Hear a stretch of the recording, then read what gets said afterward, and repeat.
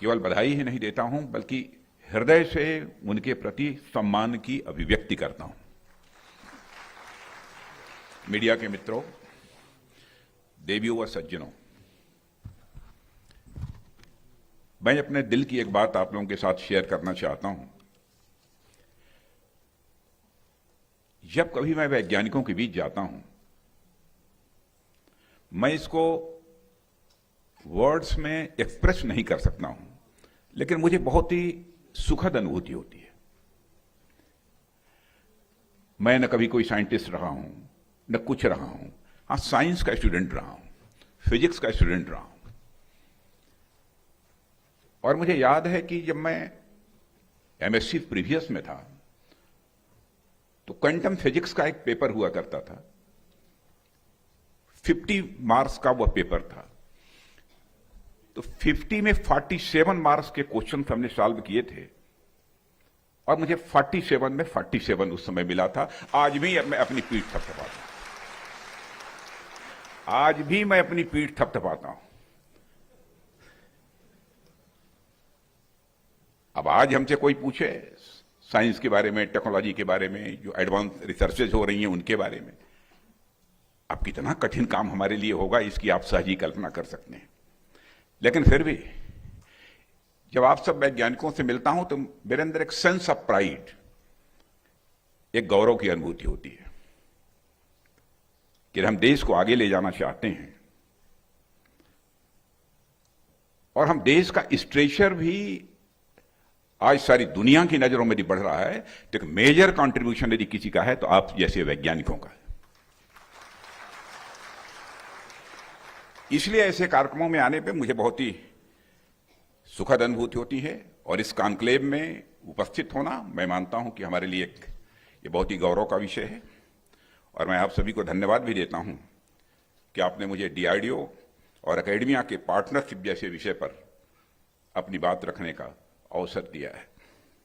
साथियों, अभी मैं इस कॉन्क्लेव की यहां से आने के पहले थीम देख रहा था। इस कॉन्क्लेव की थीम है the need and importance of DRDO academia partnership. मुझे लगता है कि यह कॉन्क्लेव हमें इस बात पर विचार करने का अवसर देता है कि आखिर डीआरडीओ और एकेडमिया के बीच पार्टनरशिप की जरूरत क्यों है। आखिर यह पार्टनरशिप देश के लिए कितनी महत्वपूर्ण है। इस संदर्भ में मैं कुछ बातें आप सबके सामने यहां रखना चाहूंगा।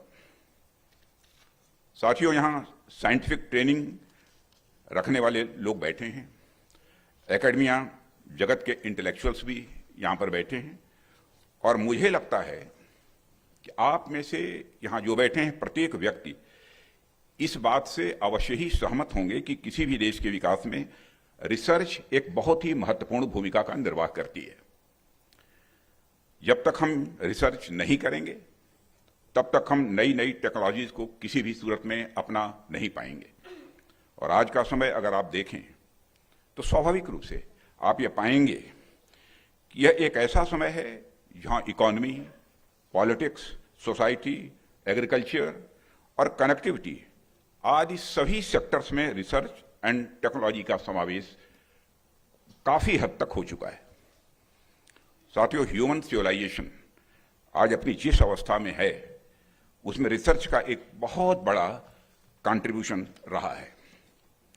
वर्तमान में हालांकि रिसर्च का अर्थ लैबोरेटरी बेस्ड रिसर्च से अधिक लिया जाता है, पर अपने ब्रॉड मीनिंग में यह उससे कहीं अधिक व्यापक है। पूरी सृष्टि के संचालन के पीछे एक साइंस है, एक विज्ञान है और मानव जैसे जैसे इस विज्ञान को समझता गया वह अपना जीवन लगातार बेहतर करता चला गया। शुरुआत में मानव ने ट्रायल एंड एरर से सिविलाइजेशन का विज्ञान समझा और एग्रीकल्चर पर आधारित एक कल्चर डेवलप हुई। फिर मानव को ग्रेन्स को स्टोर करने की जरूरत पड़ी, उसने ग्रेन्स का स्टोरेज भी करना सीखा।